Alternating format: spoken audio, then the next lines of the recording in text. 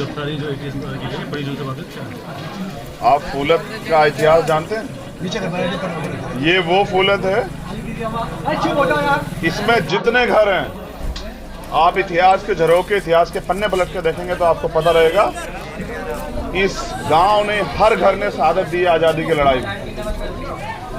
जब आज़ादी की जंग हुई, आज़ादी के परमाणु लड़ाई लड़ी, फूलत के हर एक घर से शहादत दी गई। आप इतिहास के पन्ने पलट के देखिए, आपको एहसास हो जाएगा।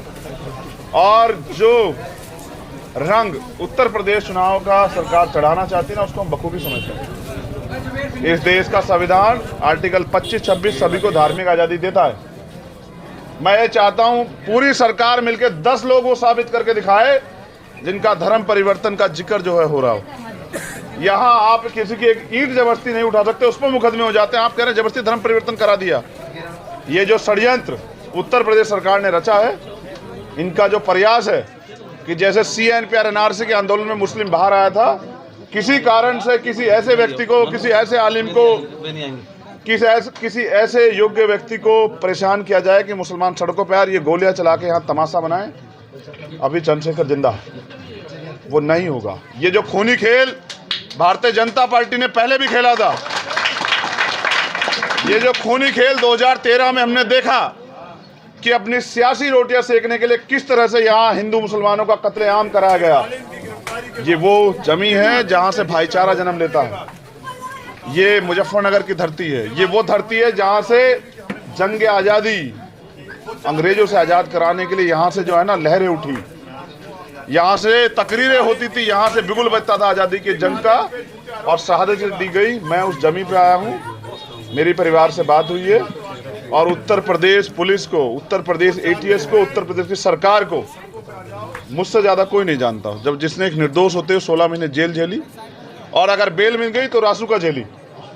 मगर याद रहे, अब समय बदल गया। जहाँ तोड़ने वाले लोग हैं, वहाँ जोड़ने वाले लोग भी हैं। मैं गवाही देता हूँ कि अगर कोई ये सोच बैठा है कि मुसलमान अकेला है, तो ऐसा नहीं।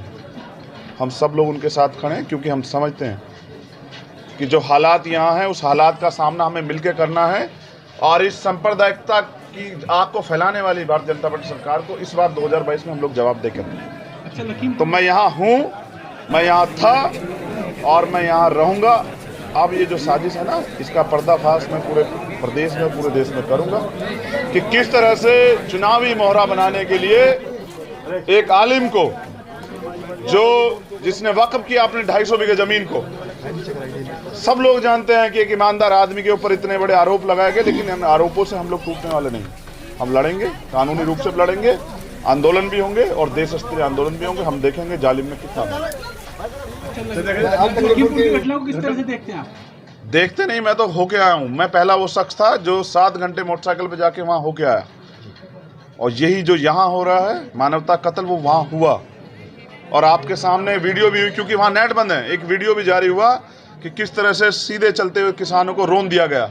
हरियाणा CM का एक वीडियो भी वायरल हो रहा है, जिसमें किसानों के प्रति एक गिरोह बना, इसी जनता ने उनकी सरकार बनाई थी। इन्हीं को लट मारेंगे ना। ये वो किसान हैं जो अन्न पैदा करते हैं, जिसकी वजह से हमारे पेट में रोटी आती है। इन्हीं को लट मारेंगे ना। मैं कह रहा हूँ कि जिस दिन जनता की लाठी चलेगी ना, वो लाठी जिसको वोट कहते हैं, तो ये जो मुख्यमंत्री, प्रधानमंत्री ये जो बने बैठे हैं, ये रोड मास्टर बन जाएंगे, रोड पे घूमते नजर आएंगे। आपको देखते जाइए। 2022 दूर नहीं है, और फिर उसके बाद 2022 के बाद हरियाणा भी दूर नहीं है। 2024। आपको नहीं लगता उत्तर प्रदेश सरकार? मैं तो कहता रहा हूँ, मैं तो देखता हूँ ना पूरे देश में। इस सरकार को जनता जवाब देगी।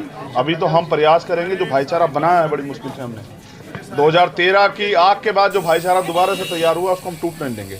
सरकार की साजिश नाकाम होगी और सच जीतेगा, झूठ हारेगा। अच्छा, 2022 में चुनाव में आप किससे गठबंधन करेंगे जो बीजेपी को हरा सके? मैं सुदर्शन चैनल वालों से भी कहना चाहता हूं कि आप भी उत्तर प्रदेश के नागरिक हैं, देश के नागरिक हैं।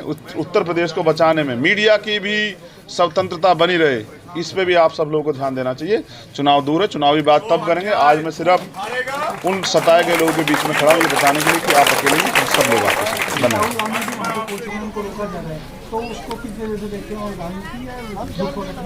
अच्छा, मुझे बताओ कि वो हत्याएं किसने की है? वो जिसने हत्या करवाई हैं, जो साजिश में शामिल है, वो कोई आम आदमी है, कोई गुंडा है, या केंद्र सरकार का मंत्री है? तो जब सरकार का मंत्री हत्या कराने लगे, पहले हमने कहा ना, हम जानते हैं पहले शासनों में लोग हाथी से कुचलवाते थे, फिर घोड़ों से कुचलवाते अंग्रेज, अब गाड़ियों से कुचलवाते हैं। मैं पूछना चाहता हूं तमाम मीडिया के साथ, क्या प्रधानमंत्री में इतनी हिम्मत है कि वो उन शहीद किसान परिवारों की आंख से आंख मिला के बताए कि मेरे मंत्री ने आपके बच्चों की हत्या करा दी है?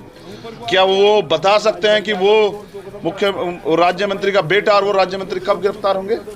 वो खुलेआम घूम रहे हैं। अगर ये करने वाला कोई किसान होता तो उसके घर पे बुलडोजर चल गया, कोई मुसलमान होता तो उसके घर पे बुलडोजर चल गया होता, कोई दलित होता तो उसके घर में आग लगा दी गई थी। ये हम समझते हैं सत्ता का जो दुरुपयोग हो रहा है उत्तर प्रदेश में और देश में, हम समझते हैं। इसका जवाब जनता ही देगी। विपक्ष को जाने क्यों नहीं दिया जा रहा है, क्या बात? क्योंकि मैं जानना चाहता हूं कि वहाँ इंटरनेट क्यों बंद किया गया है, ऐसा क्या छिपाया जा रहा है जो इंटरनेट बंद किया जा रहा है, और ऐसे कौन से एविडेंस मिटाया जा रहा है कि विपक्ष नहीं जा सकता है।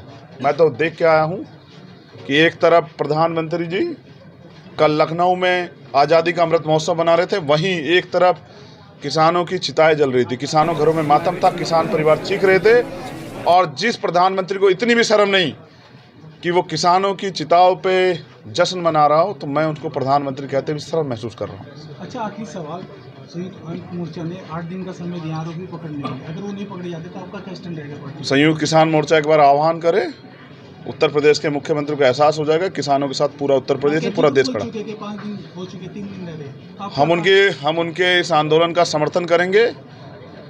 आरोपी अपराधी चाहे मुख्यमंत्री हो, आम आदमी हो, मजदूर हो, कोई हो, चाहे मंत्री का बेटा हो, सबको लिए कानून बराबर है, सबको।